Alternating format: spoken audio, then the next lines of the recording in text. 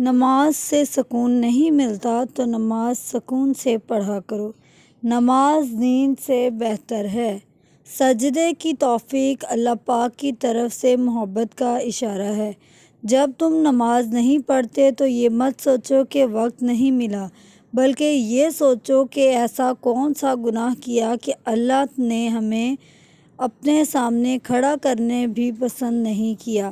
حضرت جابر رضی اللہ تعالیٰ عنہ سے روایت ہے کہ رسول اللہ صلی اللہ علیہ وسلم نے فرمایا، کفر اور انسان میں نماز چھوڑ دینے کا ہی فاصلہ ہے۔ آپ صلی اللہ علیہ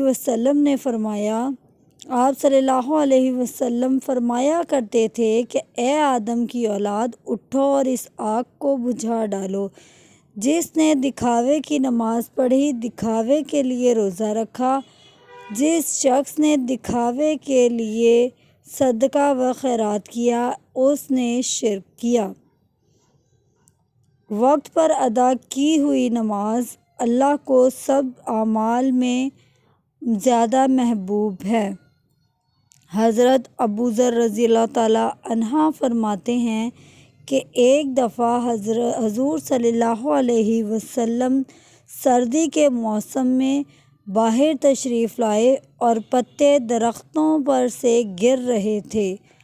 آپ صلی اللہ علیہ وسلم نے فرمایا، ایک طرف دیکھا تو اس کے پتے اور بھی گرنے لگے۔ فرمایا، اے ابوذر، مسلمان بندہ جب اخلاص سے اللہ کے لیے نماز پڑھتا ہے تو اس سے اس کے گناہ ایسے ہی گرتے ہیں۔ اللہ تعالیٰ قرآن کریم میں فرماتا ہے، اللہ سے مدد طلب کرو، یہ نماز بہت بھاری ہوتی ہے۔